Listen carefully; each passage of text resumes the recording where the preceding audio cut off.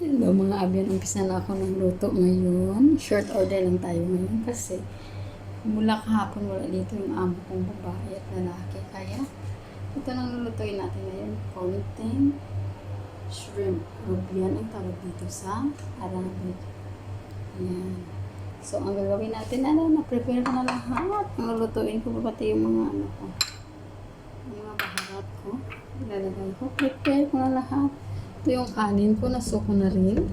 Okay, we'll start now our mitzvos rubian.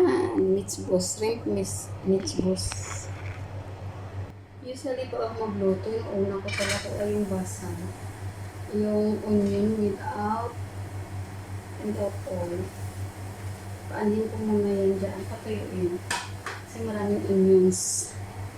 Yan, walang oil pa yan.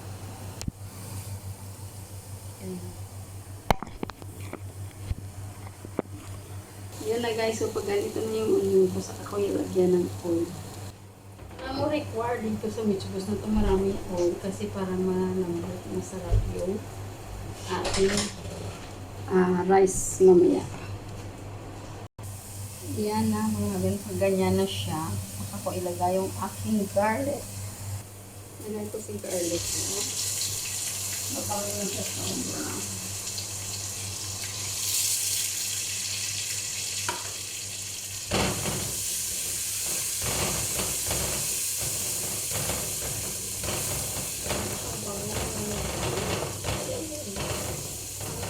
Dito nila. Ang ano dito guys, yung amoy talaga hanggang salang ng kwarto kung walang pintuan yung kitchen. Alam niyo kung bakit yung mga ingredients na ginagamit. Kasi sa atin, normal. Isang sibuyas na maliit.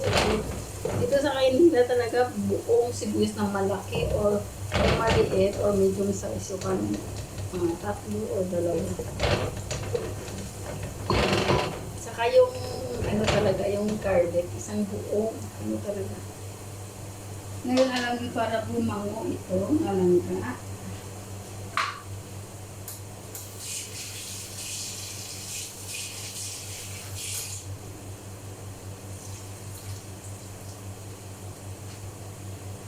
Yung mga ito ko sinasabay ko na dyan kasi lalabas yung aroma niya pag nagisa mo kasama ng onion at sa garlic. Dahil yan, lumabas yung amoy. Dahil rubian tayo ngayon, sinasabay ko talaga yung rubian ko dyan sa ano na yan. Lagay natin.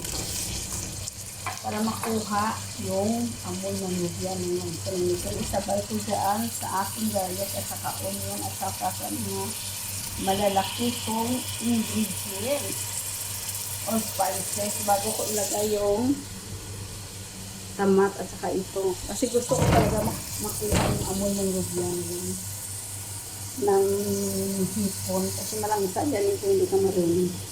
Yan na mga langga, mga abyan. Sinasabay ko siya sa garlic at saka onion at saka yung mga buong spices ko para makuha ang langsa ng hipon. By this time, wala na yung langsa ng hipon. Ilagay natin itong spices muna para lalo ma-absorb ng hipon yung mga spices sa kakao. Yan na mga abyan. By this time, wala nang amoy yung hipon. Ang maamoy mo na lang dyan yung mga spices na mixed spices na ginamit ko. Now, ilagay ko na itong mga kamatis. Ano ko, capsicum at saka parsley. Ayan siya mga langga, nakita niyo, di ba ang sarap niya? Ayan. Yan na mga abyan, ipakita ko sa inyo. Ito yung sauce, di ba? Nilaga ko siya ng konti sa tubig. Yung lasa niya andyan sa sauce na naiwan. Ngayon, kinuha ko to mga abyan kasi itoppings ko to mamaya pag naluto na yung bigas. Kasi alam niyo kung bakit? Lagyan ko yan ng tubig ang sauce kagaya nito. Lagyan ko yan ng tubig. Yan. Yung sauce na yan. At saka Saka dito ko iluluto yung kanin ko. Gets nyo? Oh, ito na mga langgang. Ari na mga abin. Nilagay ko na dito yung rice ko sa tubig ng aking hipon. Yan. Ito na, palutuin na natin yan. Pakita ko mamaya sa inyo paano ko itoppings yung loob yan. Yung hipon natin na maliliit. Maliliit kasi hindi ko alam, delivery lang yun. In-order lang namin yun sa online. Ito na mga abyan, ang aking bugas. Ginuto sa sabaw ka hipon.